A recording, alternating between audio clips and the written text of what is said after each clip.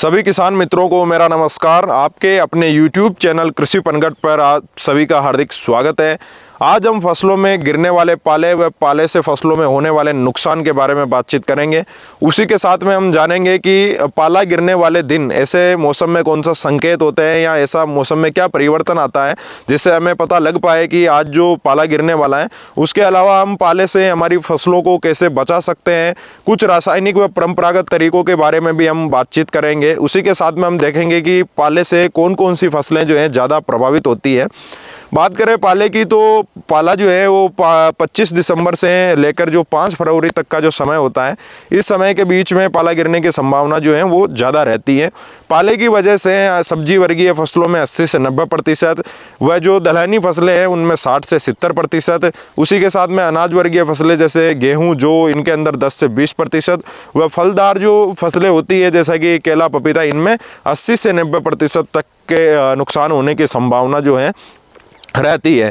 पाला जब गिरता है तो जैसे कि जनवरी का जो महीना चल रहा है, इस महीने के अंदर लगभग सभी किसानों की जो फसलें हैं उनमें फूल बन रहे हैं या फलियां वगैरह विकसित हो रही है, फलियों में दाना बन रहा है। ऐसी स्थिति में अगर पाला गिरता है तो फलियों में जो है दाना पूर्ण रूप से विकसित नहीं हो पाता है, दाना जो है वो छोटा रह जाता है और दानों में वजन नहीं बन पाता है, और कई केसेज में फूल वगैरह भी ड्रॉप हो जाते हैं, फलों की क्वालिटी जो है वो डाउन हो जाती है। तो इससे कुल मिला के हमारी जो पैदावार है वो प्रभावित होती है। बात करें कि पाला क्या होता है, पाले की बात करें तो जब क्या है कि सर्दियों के दिनों में तापमान जो है वो बहुत ही न्यूनतम स्तर पर चला जाता है, वातावरण का तापमान बहुत कम हो जाता है, और रात में जो फिर ओस गिरती है वो ओस पत्तियों पे कम तापमान होने के कारण बर्फ़ में बदल जाती है।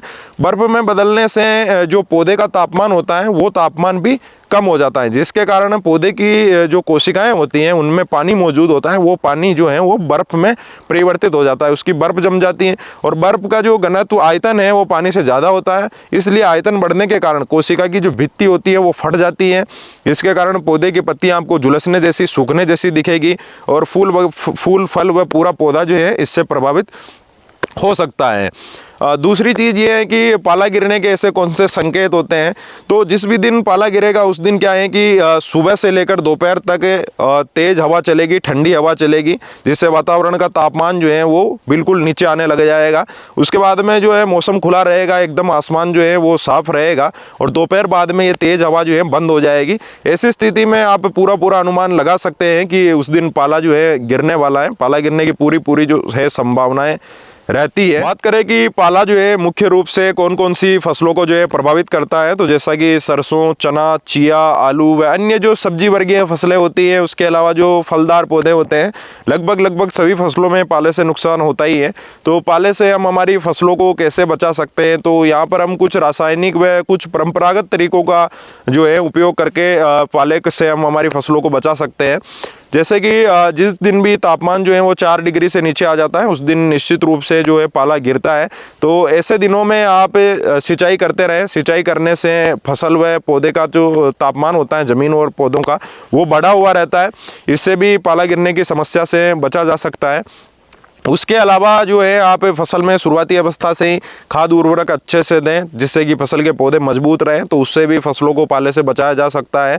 जैसा कि आपने देखा होगा कि जो बच्चे, बूढ़े और कमज़ोर आदमी होते हैं उनको ठंड जो है वो ज़्यादा सताती है, और दूसरी तरफ जो अष्टपुष्ट आदमी होता है, जो देसी घी खाता है, दूध पीता है, उसको थोड़ा ठंड कम परेशान करती है।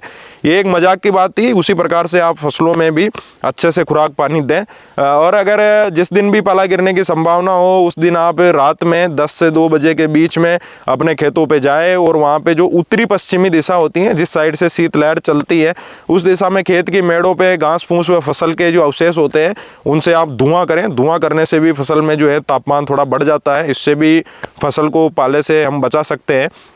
इसके अलावा आप सल्फर 80% WDG फॉर्मुलेशन में जो आता है उसका आप 2 ग्राम प्रति लीटर पानी के हिसाब से घोल बनाकर स्प्रे इसका कर सकते हैं। सल्फर का स्प्रे करने से फसलों में हरापन बना रहता है, उसके साथ में फसल पाले से भी बचती है।